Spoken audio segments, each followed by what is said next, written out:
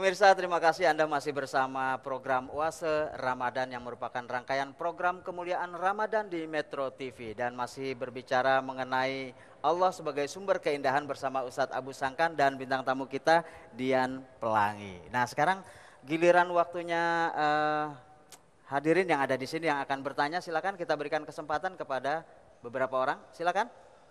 Iya, Assalamualaikum Ustadz. Suaranya kurang. Oke. Iya, nama saya Niken dari Fasilkom UI.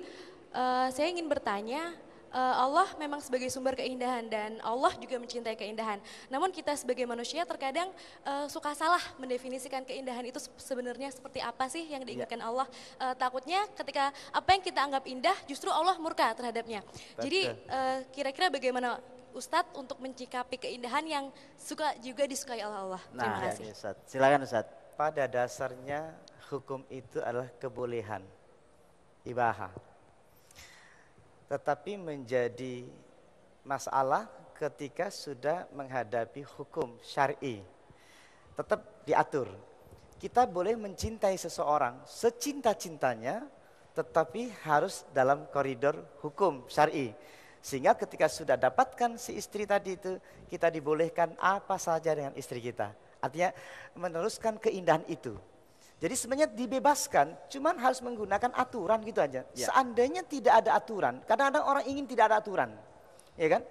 Sesungguhnya ketika tidak ada aturan, contohnya gini, ketika dalam satu kemacetan, orang sudah mulai marah. Ketika sudah marah karena sudah terkunci di pertigaan atau perempatan, orang mulai ingin diatur.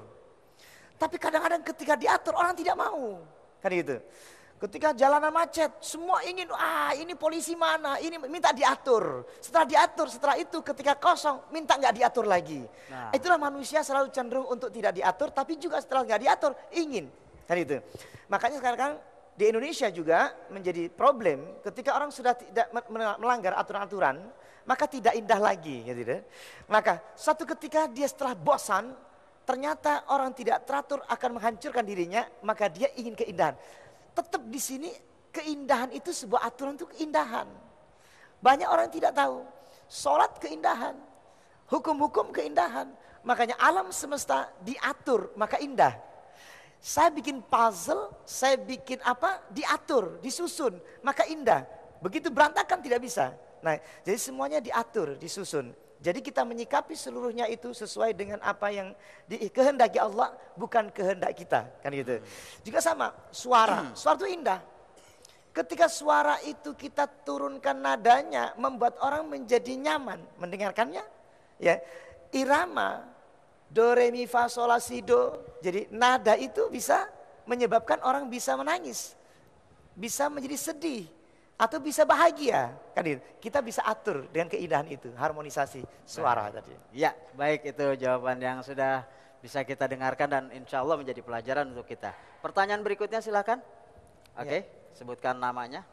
Assalamualaikum warahmatullahi wabarakatuh. Waalaikumsalam warahmatullahi wabarakatuh. Nama saya Adelia.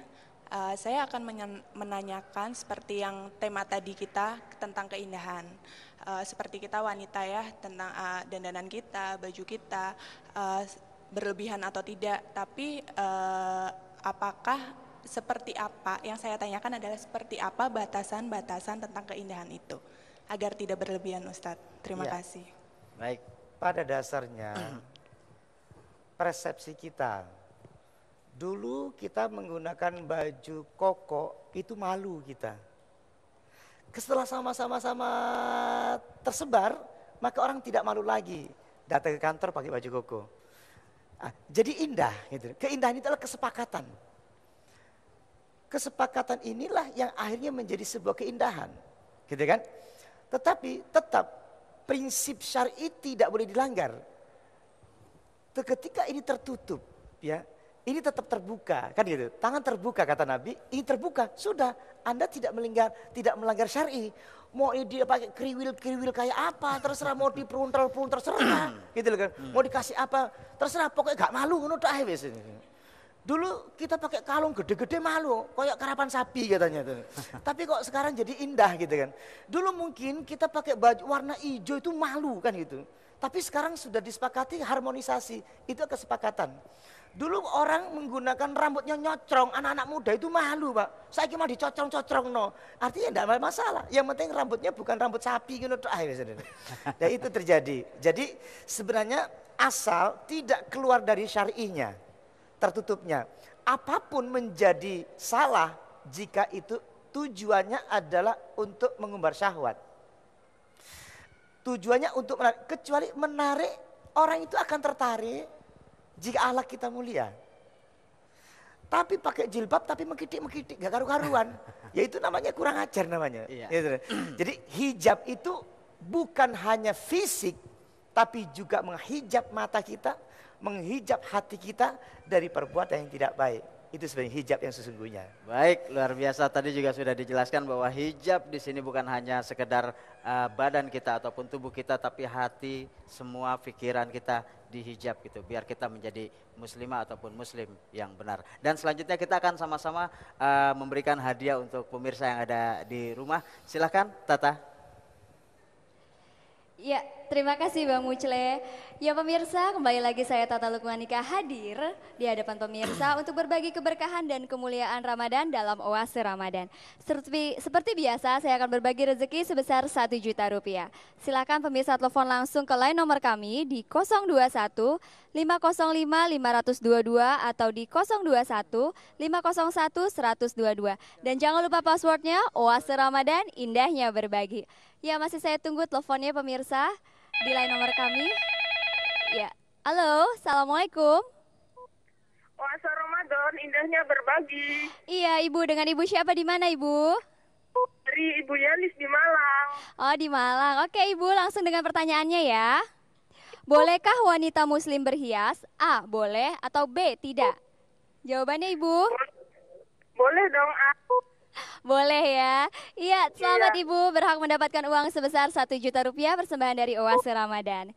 Terima kasih. Terima kasih.